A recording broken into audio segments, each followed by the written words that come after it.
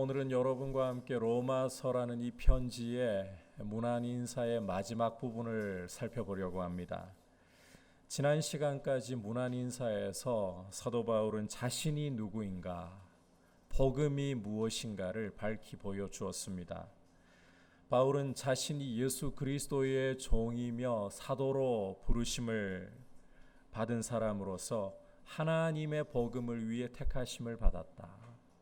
그리고 이 하나님의 복음이라는 것은 우리 주 예수 그리스도에 대하여 성경에 미리 약속하신 말씀이다라는 것을 보여주었습니다. 무엇보다 바울은 하나님의 복음이신 예수 그리스도는 육신으로는 다윗의 혈통에서 나신 분, 다윗 언약을 이루시는 분이시다.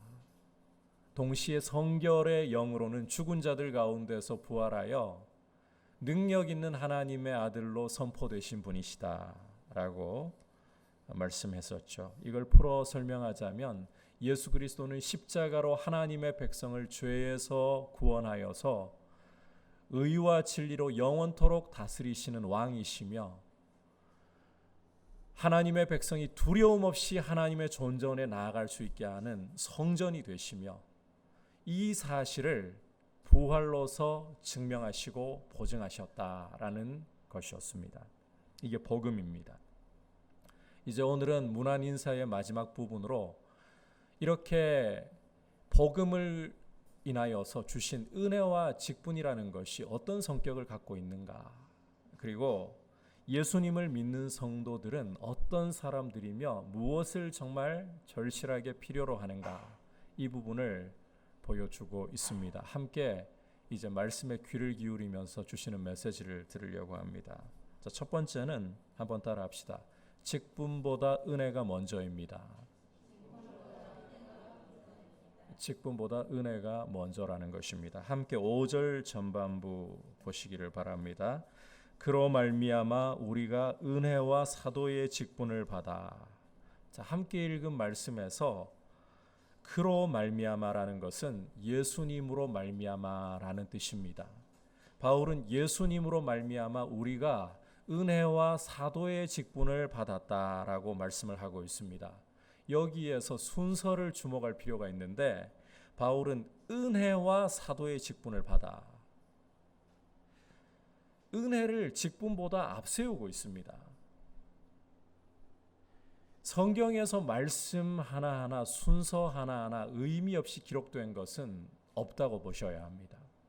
그러니까 이 직분보다 은혜가 앞서야 한다는 거예요. 먼저 은혜를 알고 그 다음에 직분이 따라와야 한다라는 것입니다. 은혜를 모르는데 직분이 주어진다. 그러면 그 직분을 자신의 힘이나 지위인 줄로 착각하게 되고 그것을 함부로 휘두르는 문제가 발생할 수 있습니다. 여러분, 직분이라는 것은 힘이나 지위가 아니라 책임입니다. 특히 교회의 중직은 무거운 책임입니다. 이 직분을 책임으로 여기지 않고 남들이 알아줄 지위로나 내가 휘둘러도 되는 힘으로 생각을 하고 있다. 이것은 직분을 모르는 것이고, 심하게 말씀드리면 직분을 모독하는 것입니다. 아무것도 모르는 어린아이 손에다가 칼이나 총을 쥐어준다. 어떤 일이 벌어지겠습니까? 이걸 가지고 아이가 사람을 지키려고 하고 또 남을 안전하게 보호해 줄 그런 도구로서 잘 사용을 할 수 있겠습니까? 그러기는커녕 오히려 자신도 죽이고 남도 죽이는 이런 위험한 길로 빠져버릴 가능성이 높지 않습니까? 이 직분이라는 것도 마찬가지인 겁니다. 은혜를 모르면 이 직분을 힘으로 생각할 가능성이 굉장히 높아지는 거예요. 아니, 사실상 그렇게 흘러가 버려요. 지위로 생각을 해버리는 겁니다. 그래서 남들을 오히려 내려다보고 교회를 어지럽히고 사탄이 교회를 조롱할 빌미를 주어버리게 되는 것입니다. 그래서 은혜가 직분보다 앞서야 한다. 은혜를 모르는 채 직분이 주어진다면 이것은 굉장히 위험해지고 해롭게 된다. 여러분, 어떤 것보다도 먼저 은혜를 알고 은혜 가운데 굳게 서 있기를 사모하고 은혜에 푹 젖어 계시기를 주님의 이름으로 축복합니다. 성경을 읽어보시면 은혜를 알고 주님이 직분을 맡겨주시는 사람에게 공통적으로 드러나는 특징이 있어요. 바로 충성됨이라는 특징입니다. 충성됨. 따라서 바울은 디모데후서 2장 2절에서 이렇게 말씀을 하는 것입니다. 함께 디모데후서 2장 2절 한 목소리로 읽도록 하겠습니다. 시작. 또 내가 많은 증인 앞에서 내게 들은 바를 충성된 사람들에게 부탁하라. 그들이 또 다른 사람들을 가르칠 수 있으리라. 자, 바울은 디모데에게 또 다른 사람들을 가르칠 수 있도록 복음을 부탁하라고 명하고 있습니다. 자, 또 다른 사람에게 가르치는 일을 하려고 한다면 남들을 정말 잘 가르칠 수 있는 은사를 가지고 있다거나 언변이 좋은 사람에게 부탁하라. 이렇게 명해야 마땅하지 않을까요? 그런데 바울은 충성된 사람들에게 부탁하라. 말 잘하고 잘 가르치는 사람이 아니라 충성된 사람들에게. 그래서 은혜를 알고 충성하는 사람에게 직분이 맡겨져야 한다는 것입니다. 우리 교회 또한 직분자를 세우기 위해서 준비하고 기도하는 가운데 있습니다. 은혜를 아는 사람, 정말 충성된 사람이 일꾼으로 세워질 수 있도록 준비되기를 원합니다. 아울러 우리 주님께서 정말 은혜를 알고 충성하는 사람을 일꾼으로 세워주시기를 원합니다. 무엇보다 또 여러분의 마음을 주님이 감동하시고 지혜로 인도하셔서 정말 충성된 사람들, 은혜를 아는 사람들을 뽑을 수 있도록 이끌어 주시기를 원합니다. 먼저 은혜를 아시고 주님 앞에 충성된 일꾼으로서 우리 자신을 주님 앞에 드리는 아름다운 모습으로 우리 민들레 교회가 서나갈 수 있기를 주님의 이름으로 축복합니다. 기억하십시오. 직분보다 은혜가 먼저입니다. 은혜를 알고 직분도 은혜를 따라와야 된다. 자, 그렇다면 이제 이 은혜와 직분의 목적이 무엇이냐? 이것은 한번 따라합시다. 그리스도를 위하여. 그리스도를 위한 것이에요. 좀 더 구체적으로는 믿어 순종케 하기 위한 것이라는 말입니다.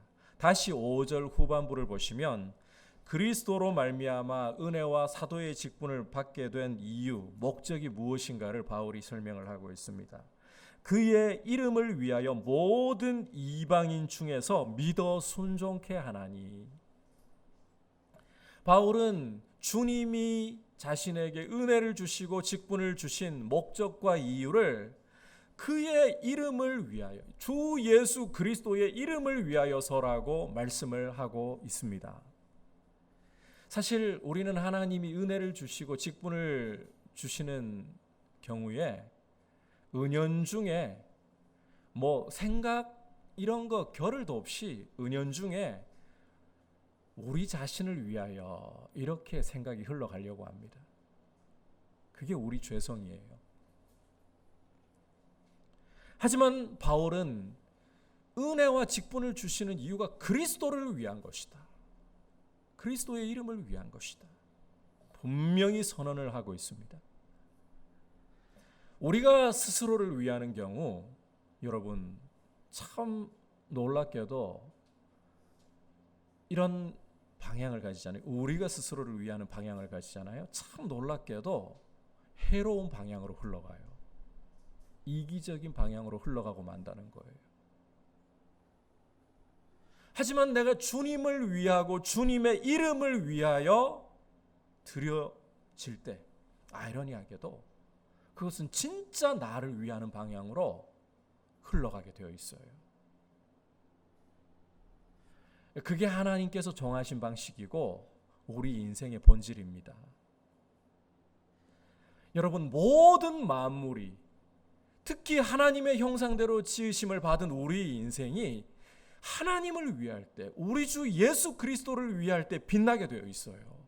그게 하나님이 지으신 우리 인생을 향해 목적하신 방식이에요. 따라서 주님을 기쁘시게 하려고 하고 주님의 이름을 구하려고 할 때 우리 인생은 찬란하게 빛나고 가치가 드러나게 된다. 이걸 꼭 기억하셔야 됩니다. 기억하십시오.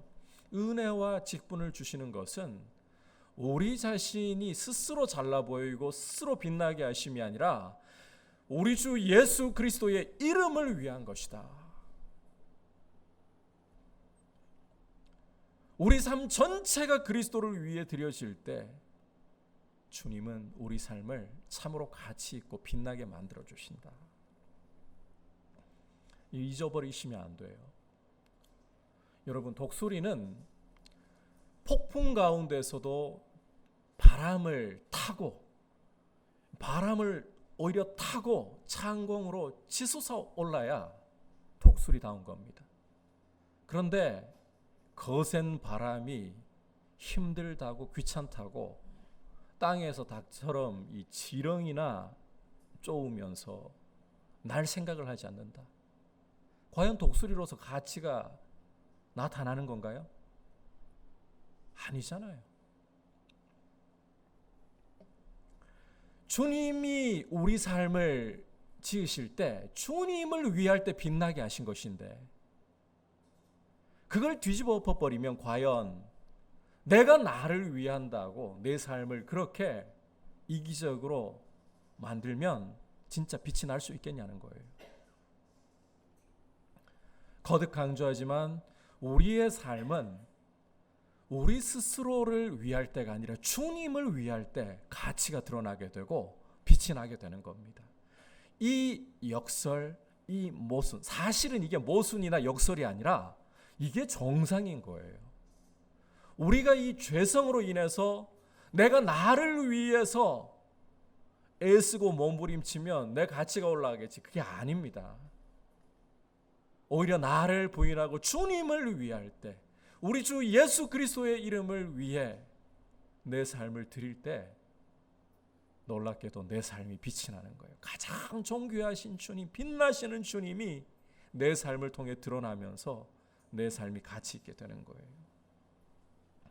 그래서 은혜와 직분은, 아니 좀 더 본질적으로 내 삶은 따라합시다. 주님을 위하여, 주님을 위해 드려져야 된다. 자, 그렇다면 이제 좀 더 구체적으로 이 그리스도를 위한다.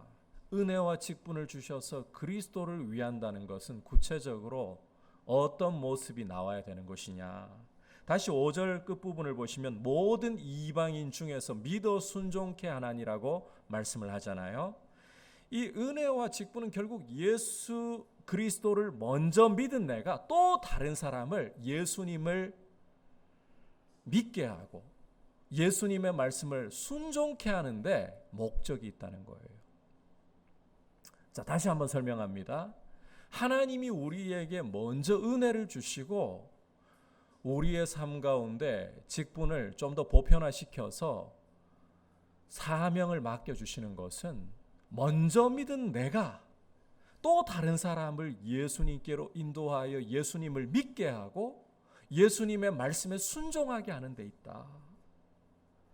참고로 여기서 믿어 순종케라는 이 부분을 좀 주목할 필요가 있는데, 자, 이것은 믿음과 순종이 별개가 아니라 연결되어서 하나가 되어 있다는 말이에요.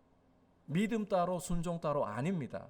우리가 의롭게 되는 것이 오직 예수님을 믿음으로만이라고 이야기하니까 믿음 따로 순종 따로 이런 생각을 자칫 가지기가 쉬운데, 성경은 절대로 믿음과 순종이라는 행위를 분리시키지 않습니다.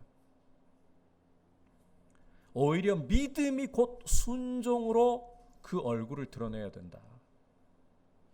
따라서 야고보 장로님의 경우는 행함이 없는 믿음은 죽은 것이고 참 믿음을 가지고 있다면 그 행함으로서 믿음의 진실성을 증명하라. 그렇게 말씀을 하고 있는 것입니다. 결국 교회에게, 성도에게 은혜를 주시고 직분을, 사명을 주시는 것은 예수 그리스도를 위하여, 다시 말해서 사람들이 그리스도를 믿고 그리스도의 말씀에 순종하게 되는 것을 목적으로 한다는 거예요. 여러분, 다시 한번, 이게 너무 어떻게 보면 기본적이고 쉬운 이야기인데 또 가장 어려운 이야기가 될 수 있어요. 그래서 강조합니다. 우리에게 은혜를 주시고 직분을 주신 것은, 사명을 주신 것은 그리스도를 위하여, 바꿔 말하면 사람들이 그리스도를 믿게 하고 그리스도의 말씀에 순종하게 하는 데 있다. 결국 교회가 추구하고 달려가야 할 방향은 어떤 일을 얼마나 위대하게 찬란하게 이루었느냐, 여기에 있지 않습니다. 일이 잘 되고 일이 아주 남들 눈에 찬란하게 보이고 그러면 금상첨화겠죠. 하지만 일이 좀 안 돼도 괜찮아요. 일 자체가 목적은 아니기 때문에. 때로는 교회가 한 일이 좀 실패처럼 드러나도 그 자체가 큰 문제가 아닙니다. 엄밀하게 이야기하자면 교회의 본질을 흔들 수도 없습니다. 왜냐하면 교회의 방향은 믿음의 순종을 낳는 데 있기 때문이에요. 여러분, 믿어 순종케 하느냐? 늘 강조하듯이 교회는 사람이지 않습니까? 그저 막연히 사람이 아니라 주 예수 그리스도를 믿고 그 말씀에 순종하는 사람이라는 것입니다. 따라서 교회는 항상 믿음의 순종을 염두에 두면서 일도 그걸 위한 하나의 수단이 되어야 되는 거예요. 믿음의 순종이 나오게 하기 위한 수단이. 여러분, 이거 잊어버리시면 안 돼요.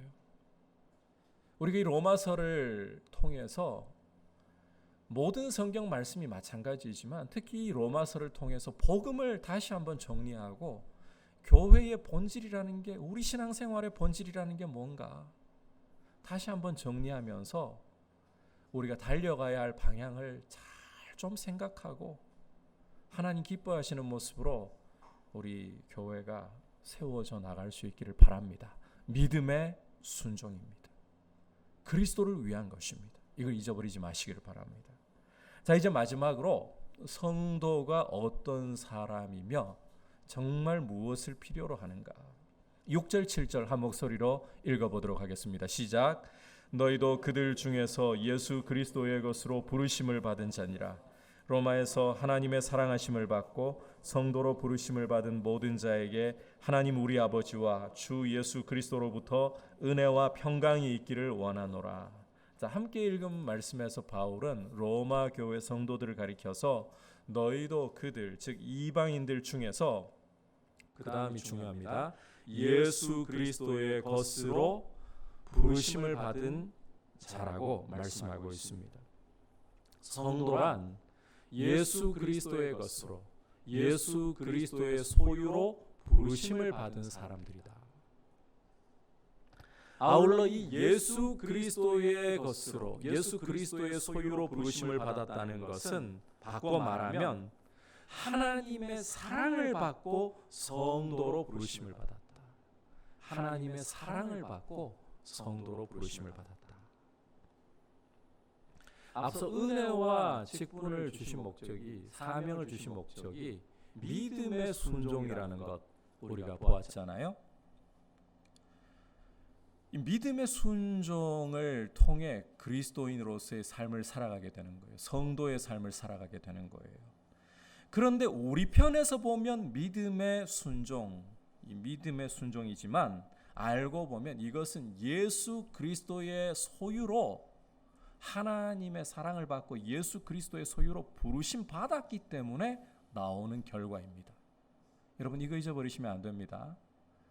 내가 믿고 내가 순종하는 것 같습니다. 그런데 그 원인에는 하나님의 사랑을 받는 거예요. 그 배후에는 하나님의 사랑을 받는 거예요. 그래서 그리스도의 소유로 불러주신 거예요. 절대로 내가 잘 믿어서 내가 잘 말씀에 순종해서라고 자랑할 것이 없다는 것입니다. 내가 예수님을 믿고 내가 말씀에 순종하는데 그것은 나의 공이 아니라 알고 보면 하나님의 사랑이 이 배후에 이미 역사하고 있는 것이고 하나님이 나를 불러주시는 은혜가 있기 때문에 나에게서 믿음이라는 순종이라는 이런 열매가 나타나게 된다는 것입니다. 그래서 우리는 신앙생활을 하고 하나님을 아버지라 부르면서 믿음으로 말씀에 순종하는 길을 걸어갈 때 내가 이번 주에는 참 이 신앙생활을 나름대로 잘하고 있구나. 막 서 있는 자세부터가 달라져요. 그전에는 주님께 송구하고 황송해서 죄송해서 어깨도 약간 움츠러 있고 고개도 좀 숙여져 있다가 막 어깨도 쫙 펴고 고개도 빳빳이 들고 이러면 안 된다는 거예요. 주님 은혜이죠. 전부 하나님의 은혜예요. 우리를 사랑하시고 그리스도의 것으로 불러주셨기 때문에 그 유효한 부르심 때문에 믿음이 나오고 순종이 나오는 거예요. 이렇게 하나님이 사랑하셔서 그리스도의 것으로 불러주신 성도에게 정말 없어서는 안 될 꼭 필요한 것이 있습니다. 자, 그게 무엇인가 하면 바울의 13개 편지에 빠지지 않고 등장하는 인사인데 은혜와 평강이에요. 우리가 바울 서신을 읽어보면 13개 편지에 이 은혜와 평강이 너희에게 있을지어다 이 인사를 항상 하기 때문에 너무 흔해가지고 늘 보다 보니까 이 중요성을 쉽게 간과해 버릴 수도 있는데 여러분 성경에서 계속 빠뜨리지 않고 반복되고 있다는 말은 이게 흔하다는 말이 아니라 그만큼 중요하다는 이야기를 하는 거예요. 너무 중요해서 편지마다 빠뜨릴 수가 없다는 거예요. 여러분 성도에게는 은혜와 평강이 없어서는 안 될, 하루도 없어서는 안 될 너무너무 중요한 것입니다. 이 은혜와 평강이 있어야만 성도는 성도다워질 수가 있고 교회는 교회다움을 이루어갈 수가 있는 것입니다. 은혜와 평강이 우리에게 마르기 시작하면 우리 안에서는 우리 자신의 모습이 고개를 들기 시작합니다. 우리 자아가 고개를 들기 시작하고 우리의 욕심과 탐심이 고개를 들기 시작한다는 거예요. 세속이 우리 안으로 교회 안으로 들어오게 된다는 거예요. 그래서 사도 바울은 문안 인사를 편지를 쓸 때마다 문안 인사 가운데에서 은혜와 평강이 너희와 함께하기를 원한다. 절대 안 빠뜨리는 겁니다. 주목할 사실은 이 은혜와 평강이 결단코 세상에서 찾아볼 수도 없고 세상으로부터 오는 것도 아니라는 거예요. 이것은 하나님 아버지께로부터 우리 주 예수 그리스도께로부터 오는 것입니다. 따라서 우리가 성도답게 은혜 가운데에서 평강 가운데서 살아가려면 여러분 이 사실 너무 기본이지만 너무너무 중요합니다. 하나님 아버지와 우리 주 예수 그리스도와의 사귐을 여러분이 결코 소홀하게 여기거나 결코 빠뜨려서는 안 된다는 것입니다. 은혜와 평강이 우리 삶 가운데 날마다 단비와 같이 내려 우리 삶을 적시기 위해서는 하나님 아버지와 우리 주 예수님과 친해야 되는 거예요. 관계가 너무너무 중요해요. 그러다 보니 말씀과 기도와 성도의 교제를 여러분에게 강조하지 않을 수가 없습니다. 이 3요소 정말 중요합니다. 말씀과 기도와 성도의 교제. 여러분께서 사도행전 2장을 읽어보시면 오순절 성령께서 임하셔서 교회를 세우시잖아요. 그리고 난 후에 교회가 어떤 모습을, 어떤 특징을 가지고 있다고 사도행전 기자인 누가가 주요하게 보여주느냐? 그들이 사도들의 가르침을 받고 떡을 떼며 서로 교제하며 기도하기를 전혀 힘쓰니라. 자, 여기 잘 보십시오. 사도들의 가르침을 받고, 말씀이죠. 떡을 떼며, 이건 우리가 교회에서 시행하는 성 만찬을 가리키는 거예요. 이 코로나 시대에 성찬을 함께 할 수 없다는 게 굉장히 아쉬운데, 자, 이건 개인적으로 할 수 있는 문제도 아니고, 개인적으로는 말씀, 자, 그 다음에 떡을 뗀 다음에 교제하며, 성도의 교제가 너무너무 중요하다는 거죠. 마지막으로 기도를 전혀 힘씁니다. 말씀과 기도와 성도의 교제는 하나님 아버지와 우리 주 예수 그리스도와의 이 사귐에, 그리고 은혜와 평강이 우리 삶을 적시는데 너무너무 중요하고 필수적인 것이다. 그래서 여러분, 말씀 생활, 기도 생활, 성도의 교제 정말 중요하게 여기시고 힘 쓰셔야 돼요. 이거 저절로 안 됩니다. 힘 쓰셔야 돼요. 알아서 되겠지라고 생각하시면 우리는 성경 읽어야 되는데, 오늘은 벌써 지나가 버렸네. 내일부터 시작해야지. 기도도 마찬가지예요. 식사 기도 외에는 밖에 나가면 남들 시선 부끄러워가지고 식사 기도도 빼먹을 때도 있잖아요. 속으로 그냥 주님 감사합니다. 기도 생활도 정말 식사 자리에서나 주님과 잠깐 만나는 걸로 멈춰버릴 수 있어요. 성도의 교제, 여러분, 이게 참 중요합니다. 우리의 사귐은, 요한 1서 말씀을 보시면 우리의 사귐은 아버지와 아들과 함께함이라. 성도의 교제가, 저도 개인적인 성향으로는 사람을 만나면 에너지를 얻는 성향이 아니고, 저는 사람 만나서 이렇게 이야기하고 교제 나누고 하면 따로 충전을 해야 돼요. 그런 성향의 사람이에요. 내향성이기 때문에. 그럼에도 불구하고 성향의 차이를 떠나서 성도의 교제 가운데는 주님이 함께 하시기 때문에 성도의 교제를 힘쓰려고 노력을 해야 됩니다. 그럴 때 은혜와 평강이 우리 삶을 적시는 거예요. 이 은혜와 평강이 있어야 성도의 성도다움이, 하늘의 기쁨과 하늘의 영광이 우리 삶 가운데서 밖으로 드러나기 시작하는 거예요. 아울러 꾸준히라는 말씀을 드리고 싶어요. 제가 목회를 이제 20여 년 이렇게 해오면서 참 빛나는 분들을 주변에서 본 적들이 많습니다. 정말 반짝반짝하고 은사도 탁월해요. 그런 분들 처음 볼 때는 너무 부럽더라고요. 앞에 서서 찬양 인도하는데 온 성도가 다 빨려 들어가 버릴 정도로 카리스마가 있고, 말은 또 얼마나 참 유창하게 잘하는지, 그런 분들 보면 부러워요. 정말 설교자이다 보니까 저는 그런 분들을 적잖게 봤어요. 그런데 시간이 흘러갈수록 이 빛나던 은사가 빛나지 않고 그냥 묻혀 어디에 갔나 할 정도로 사라져버리는 경우들을 많이 봤습니다. 한 번 반짝하는 거, 주님이 은사를 주시면 그렇게 반짝할 수 있어요. 중요한 것은 그렇게 반짝하고 끝나는 게 아니에요. 꾸준한 게 중요합니다.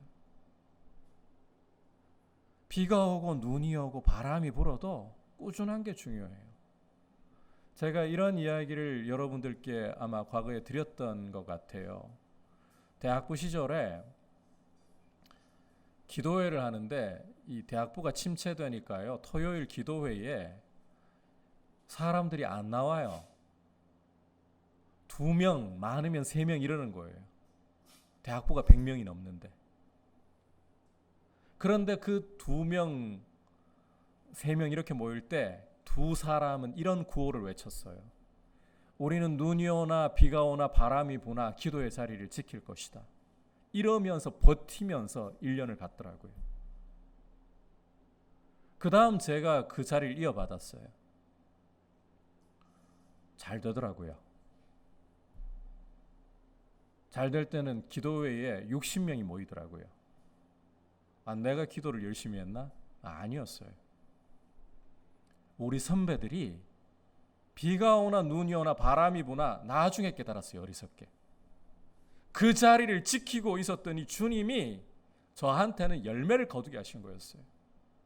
그건 몰랐던 거죠. 바보같이. 여러분, 반짝이 아니라 꾸준한 게 정말 중요한 겁니다. 말씀과 기도와 성도의 교제를 우리가 꾸준히 지속하는 것이 너무너무 중요하다는 거예요. 은사와 능력을 받고 날아다니는 것보다 오히려 은사와 능력이 주어지지 않아도 주님을 사랑하기 때문에 주님과 교제하기 위하여 날마다 주님 앞에 머물려고 하고, 주님이 나만이 아니라 다른 사람에게 주시는 은혜를 통해 풍성하게 하시는 거거든요. 그래서 성도의 교제가 중요하다는 거죠. 성도의 교제를 힘쓰면서 저 사람에게는 주님이 어떤 은혜를 주셨을까? 꾸준히 주님과 동행하기를 힘쓰고 노력을 하셔야 되는 거예요. 꾸준함이 참 중요합니다. 늘 겸손하게 주님 은혜 없이 평강 없이 나는 한순간도 살아갈 수 없습니다. 오늘도 나에게 여러분 광야에서 주님 가르쳐 주신 게 그거잖아요. 이스라엘에게 40년 동안 만나를 주시는데 여러분이 출애굽기 읽어보시면 왕창 몰아가지고 주시던가요? 안식일은 일하지 말라 하셨기 때문에 완전히 일을 멈추고서요, 하나님 백성은 이렇게 세상처럼 자기 삶을 자기가 세우려고 몸부림치는 삶이 아니라 하나님 안에서 안식을 누리는 삶이다. 자기의 몸부림으로 사는 삶이 아니다. 이걸 보여주기 위해서 아예 쉬게 만들어버리셨잖아요. 그때를 제외하고는 토요일이 안식이니까 금요일날 이틀치 거두는 것 제외하고는 날마다 거두는 거예요. 이걸 묵혀두려고 하면, 쌓아두려고 하면 썩고 벌레가 생겨버려요. 날마다입니다. 그 사람의 진정한 깊이, 그 사람의 가치는 반짝으로가 아니라 꾸준히 가는가. 이게 진짜 멋있는 모습이에요. 무언가 두드러지는 것이 없어도 주님 사랑하기 때문에 그 자리에 주님 앞에 있는 것. 이런 모습이 성도의 참 아름다운 모습이다. 제가 알고 있는 어떤 목사님 내외는 이제 캐나다에서 이민 목회를 지금 하고 계시는 분인데, 부교역자 시절에 이제 캐나다에 이민을 가서 공부를 하고 또 사역을 하면서 거기서 이제 그 교회에서 인정을 받고 사랑을 받아서 담임 목회자가 된 케이스예요. 과거에 이런 이야기를 하더라고요. 나중에 한국 나와서 목회할 기회를 주시면, 부교역자 때인데 교회를 어중이 떠중이들의 교회라고 이름을 짓고 싶다 하더라고요. 어중이 떠중이 교회.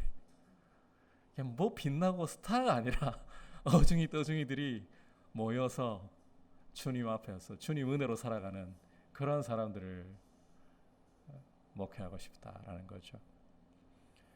스타가 중요한 게 아닙니다. 누구나 스타 되고 싶은 마음 다 있습니다.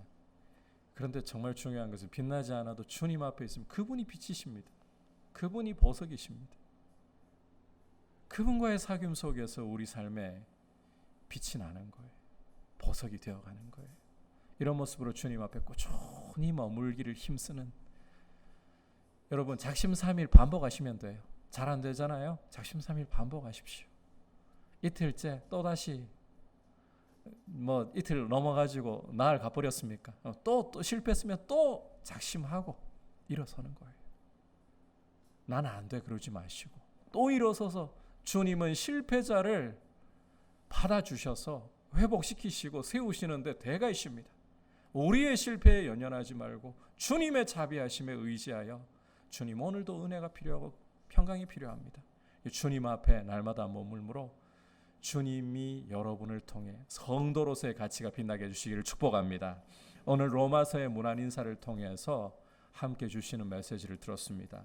여러분 직분보다 앞서야 되는 것은 무엇이다? 은혜입니다.